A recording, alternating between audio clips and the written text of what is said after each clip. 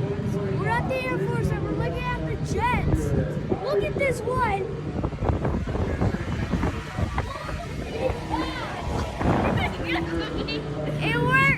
And we're gonna lose some Air Force guys.